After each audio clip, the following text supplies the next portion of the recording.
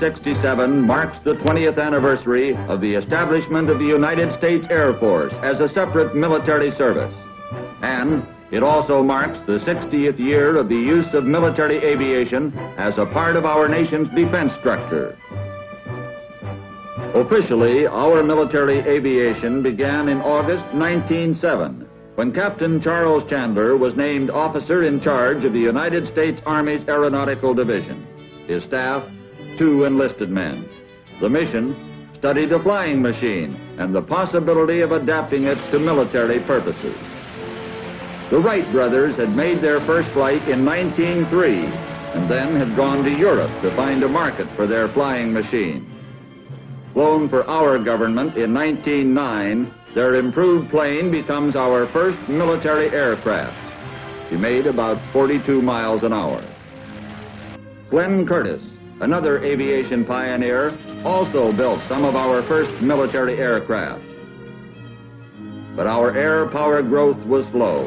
After 4 years, only 41 pilots had earned these gold wings.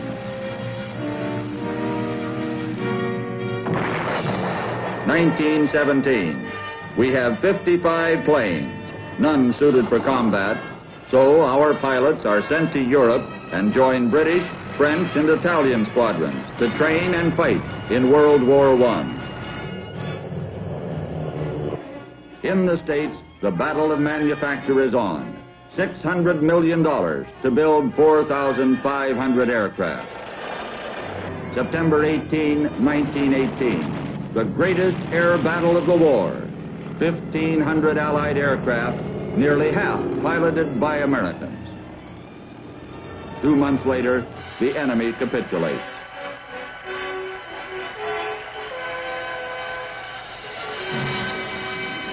As we moved toward the 20s, the plane became a toy.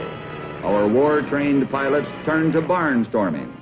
Gypsy flyers, earning their way with any spectacular stunt.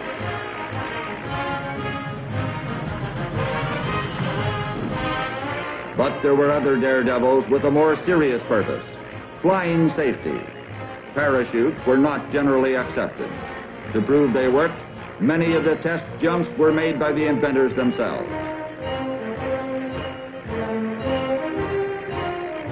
The first cross-country flight as a military T-2 that left New York with over 700 gallons of fuel lands at San Diego.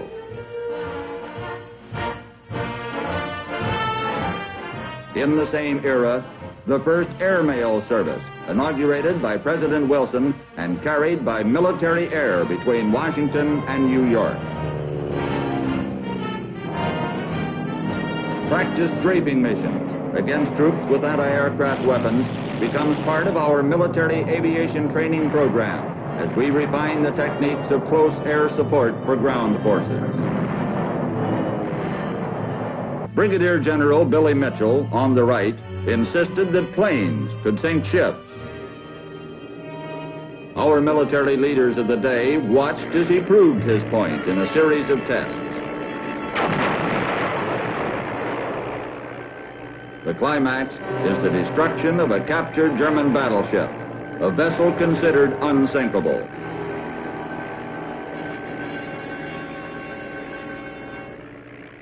In 1923, the Barling, 32,000 pounds, moving along at 61 miles an hour.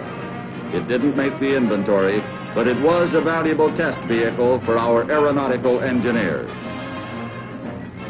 Aerial refueling is developed, and the famous question mark remains aloft for nearly a week.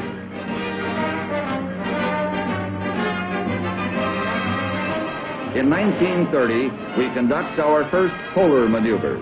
Planes had now flown the ocean, so there was the possibility an enemy could invade our nation over the Arctic, and we were determined to be prepared. Bundles of food dropped to snowbound Navajo tribes in Arizona in 1932 in one of the first uses of military air for mercy flights. The P-26, our first metal-covered fighter in production, joined the Air Force in the early 30s.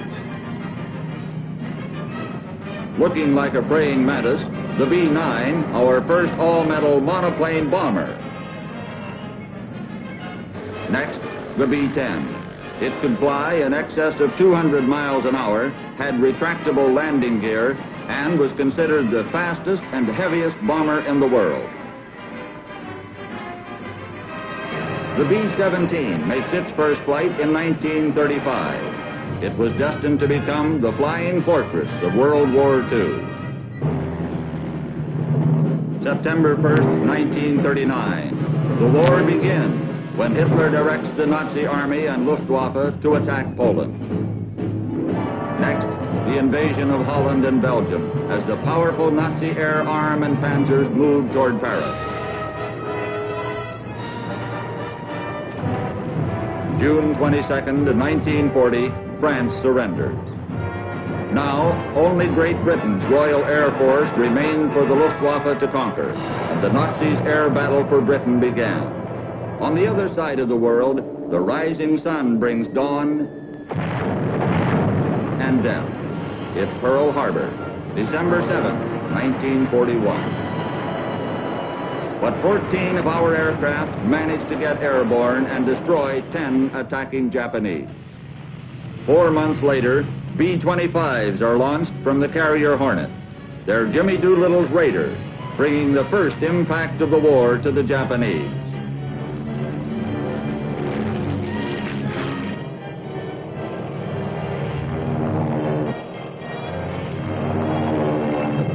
B-17s lift off from Midway in June 1942 to join our Navy's carrier-based aircraft in meeting a Japanese task force for a battle that is to mark a turning point in the war in the Pacific.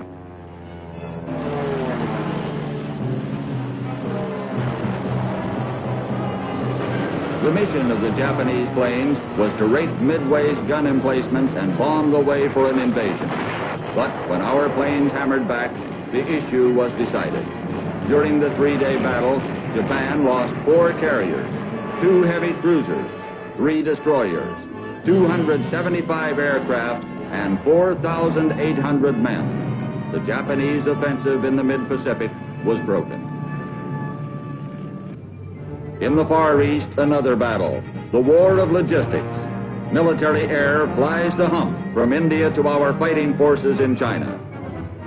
Ships loaded with cargo were waiting. Before the war's end, we carry more than 1 million tons of supplies over the hump. Nazi subs. In the first half of 42, they sank 506 Allied ships. B-24s were one of the weapons used to meet this menace. Equipped with radar, they patrolled the sea lanes on seek and destroy missions. And by October of 42, the killer sub is virtually eliminated from our home waters. In Europe, the Air Force has orders to fly through Hitler's back door and destroy his major oil industry, the refining plants at Ploiești, Romania. B-38 Lightnings bore in.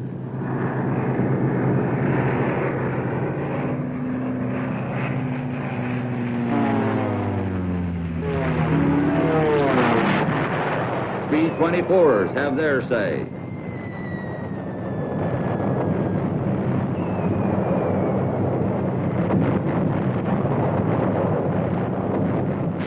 And the enemy answers, jamming up thousands of rounds of flak.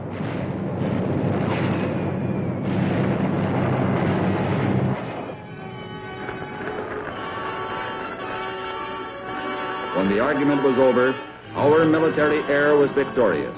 We destroyed nearly 90% of the Romanian oil that was feeding the swastika war machine.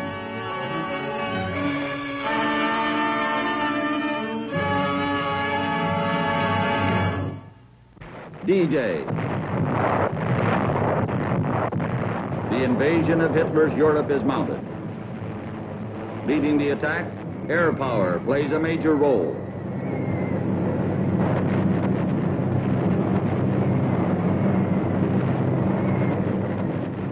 Interdiction and airlift of troops.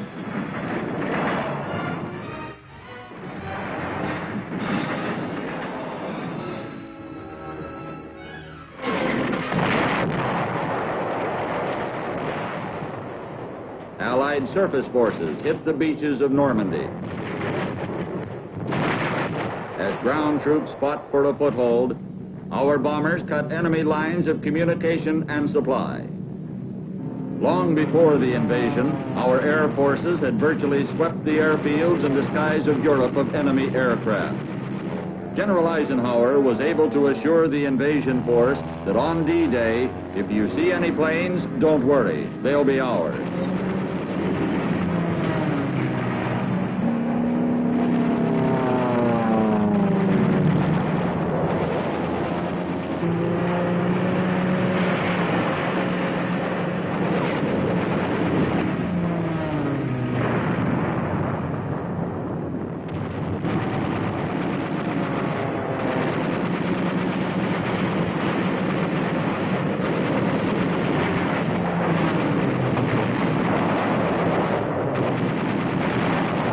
As the Nazis felt the strike of our air power in Europe, so the Japanese felt the strike, day and night, of our new strategic bombers, the B-29. Tokyo burns.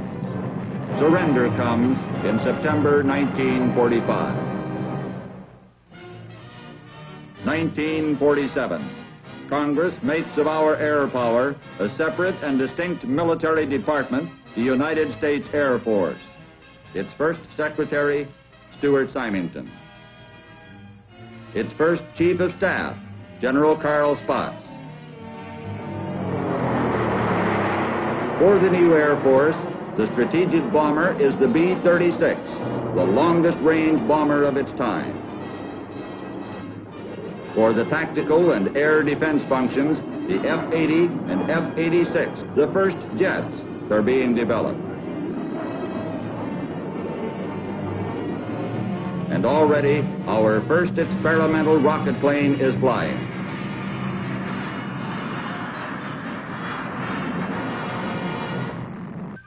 (1948), the Berlin blockade. Nothing can move in and out of West Berlin. Over 2 million West Berliners now face starvation, unless they can be fed by airlift.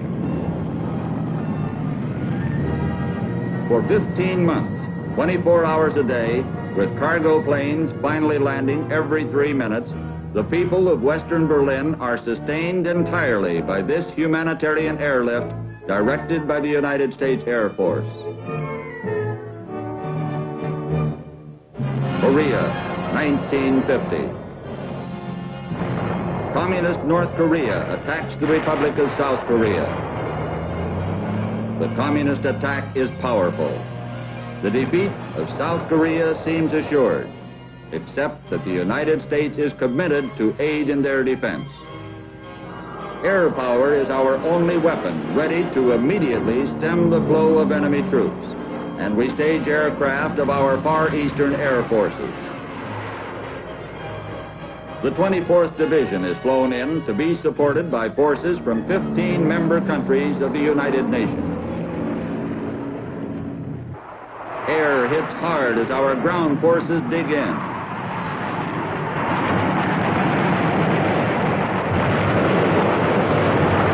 The North Korean army is stopped. Now, the long, hard job of driving it back begins. Interdiction, with air power destroying today equipment and supplies the communists intend to use tomorrow.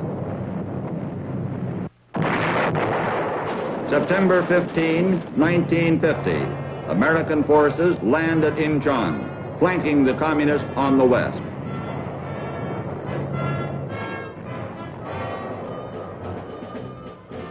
The communists are forced back toward the Yalu River, and our air power makes a massive combat airdrop behind enemy lines. Nearly 4,000 troops and their supplies.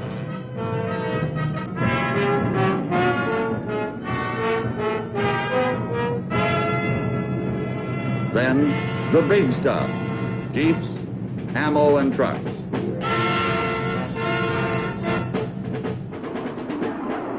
In the air battles, our fighters maintain a 10-to-1 victory over the enemy MiGs.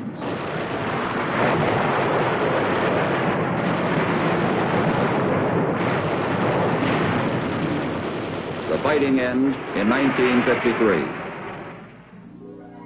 1954. The Air Force Academy is established by Congress to provide a new generation of officers for the new Air Force.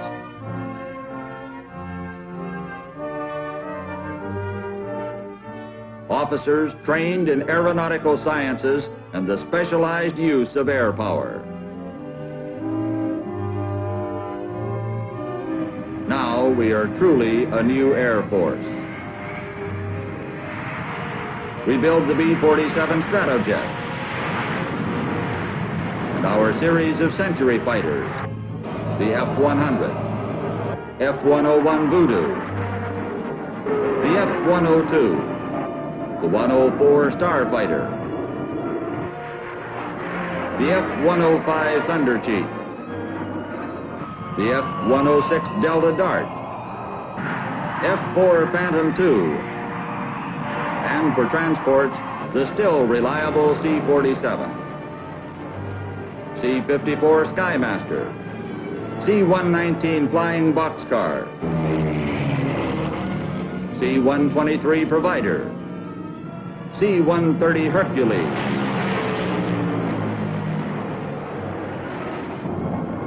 the 135 Transport and Stratotanker, C-141 Starlifter, our deterrent bombers, the B-52 and the B-58 Hustler. We had Texas Towers to warn of an enemy air attack. Today, the Dew Line is one of our radar air defenses, and B-Muse can detect enemy missiles. As we develop our missile force, the Thor, our first intermediate range missile.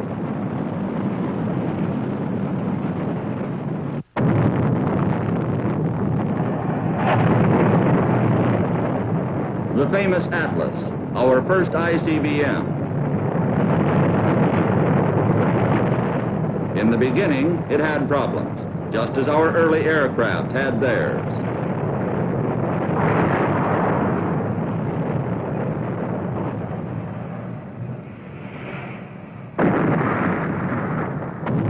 But our aerospace technicians found the answers, and Atlas becomes a reliable weapon and a booster for a vehicle that takes our first close-up pictures of the moon. Air Force Titan II, the booster for all NASA Gemini flights. June 3, 1965, Titan II sends Air Force Major White for his famous walk in space.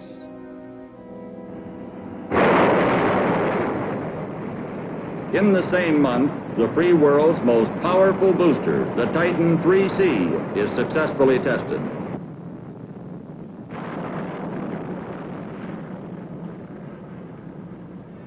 During these same years, the Air Force brings a new generation of missiles into the inventory, the solid fuel Minuteman.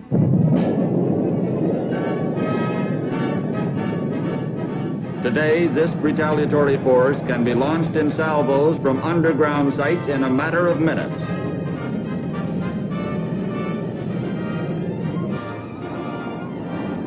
Experimental vehicles. The X-15, a manned rocket ship, and for vertical takeoff and landing, the tri-service XC-142. The supersonic XB-70. The F-111 with variable sweep wings. The YF-12A experimental interceptor. For strategic reconnaissance, the SR-71. The Air Force C-5A to be our largest transport aircraft, carrying 250,000-pound payload. HH-3Es, modified for mid-air refueling, become the first choppers to cross the Atlantic non-stop. A new rescue technique, ground-to-air recovery by an HC-130. Vietnam. American air power gives unparalleled support to Allied ground forces.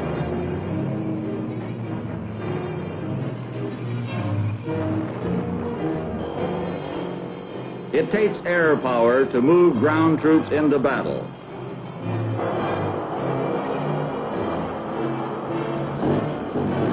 To supply them with ammunition, food, and equipment. To find the enemy where he hides. And to mark his position for our fighters. It takes air power to find and engage the enemy beyond the range of ground penetration. It takes air power to supply remote and surrounded outposts.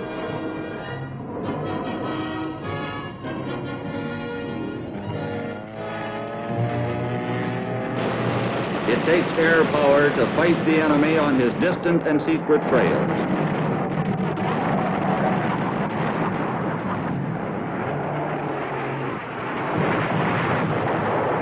To destroy his far-flung supply lines. And it takes air power to guard friendly hamlets day and night. And to hit the enemy north and south. Even our strategic bombers, the B-52s, play a tactical role in Southeast Asia to convince the enemy that he cannot hide, that he cannot hold the initiative, and that he cannot hope to win.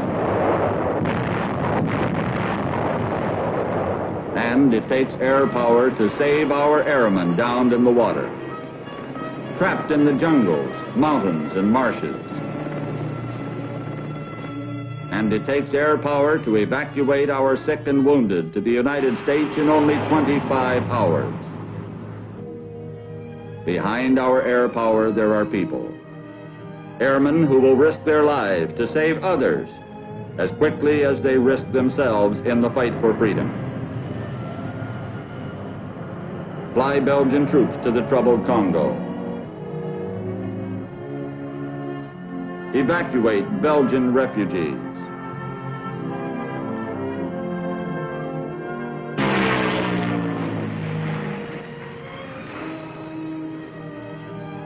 Airdrop wheat for the starving.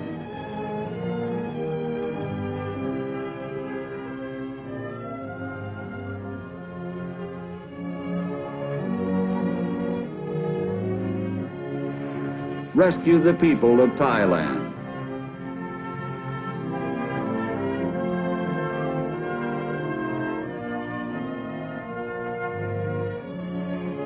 Give medical aid for the diseased and the injured.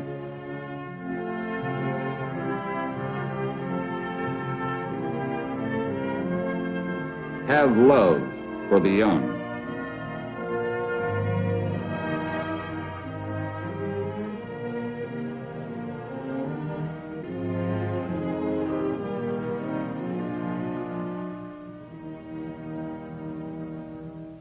This, then, is 60 years of military aviation. 60 years that have opened one of the greatest career fields in the world to the young people of our country.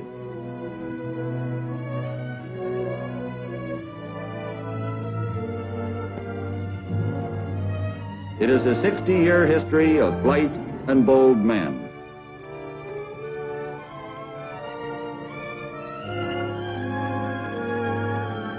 Tomorrow, there will be more pioneers. Men of our Air Force who are not afraid to make decisions. Airmen who think beyond today. Men of the aerospace age who are willing to try what has never been tried before.